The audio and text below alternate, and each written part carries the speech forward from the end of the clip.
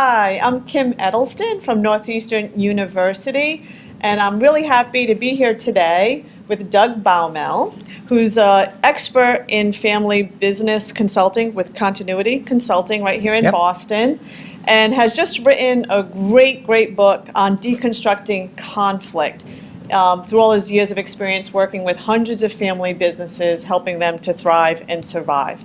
So tell me, what is the biggest issue facing family firms in your opinion? Well, obviously, since I wrote a book exclusively about conflict in family businesses, that's what I believe. We believe, as a firm, we believe that the most important critical success factor for any family business or for families that share wealth or significant assets is their ability to manage conflict together. And you can understand that by thinking through, well, what makes a family business different than a non-family business? And the answer is the family business is the one type of business structure with by far the highest degree of interdependence among the stakeholders.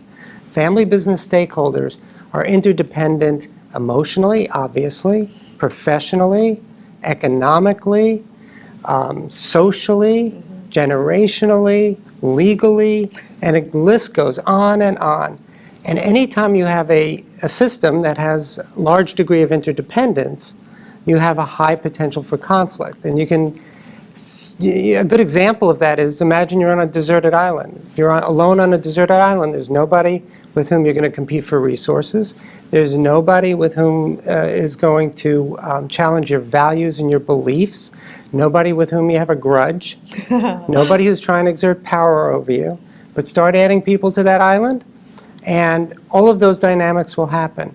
And therein is the reason why conflict, or the potential for conflict, is really woven into the very fabric of a family business. So can you give me an example of how conflict is built into that family business, Sam? Yeah, so we're here at the Innovation Through Generations conference at Northeastern. It's a great conference. Thank you. Yeah, terrific. Well done. And one of the speakers really struck a chord with me. It actually reminded me of my own experience and my own decades of experience with my own family business and challenges that I faced. But he talked about innovation. He talked about having good ideas that he tried to get through the structure that he was in, the family business, and get it through his father. And I think he had siblings and cousins in the business. And the way I see this, through the lens of, well, where's conflict and how do you manage it? The way I see this is, innovation is disruptive. And when you're in a fragile environment, which is a family business, and when I say fragile, I think of, if you've ever seen a Jenga tower, those blocks you pull out. Good analogy. It's a great analogy to think about the fact that a family business system is just primed, locked, and loaded for conflict. And anything that disrupts it or tips the balance a bit has the potential for generating active conflict. So somebody has a great idea, right? Entrepreneurial behavior in and of itself means if you're going to be a good entrepreneur, you're going to not pay a lot of attention to a lot of the rules that exist. No, you're challenging the status quo. You're challenging the status quo. It's conflict. Right.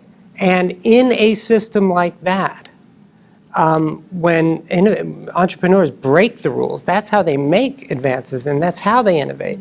So I'm a family business consultant, and if you've ever worked with a family business consultant, as I had because I was on the other side of the table for many years, family business consultants are really good at putting in structure, recommending policies and rules and defining roles and boundaries to those roles.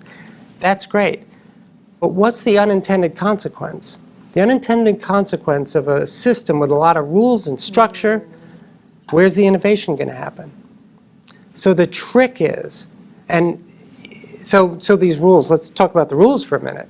These rules are so-called best practices. We believe that there is no best practice for any one family business. There are good ideas, and those good ideas are derived from research and other families.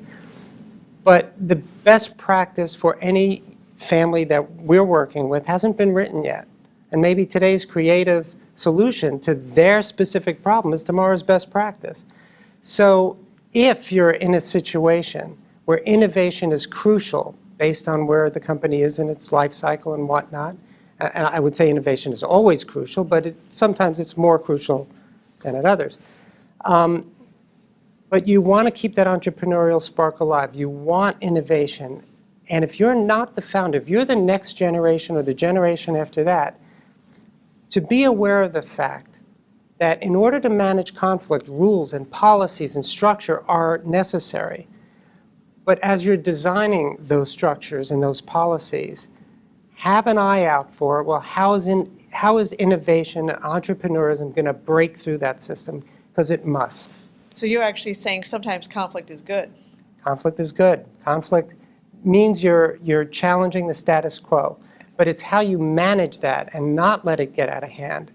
That is what separates successful family businesses from family businesses that don't make it. Excellent. Thank you so much, Doug, for My your pleasure. advice. Thank you. And hopefully you've helped other family businesses out there. Thank you very much.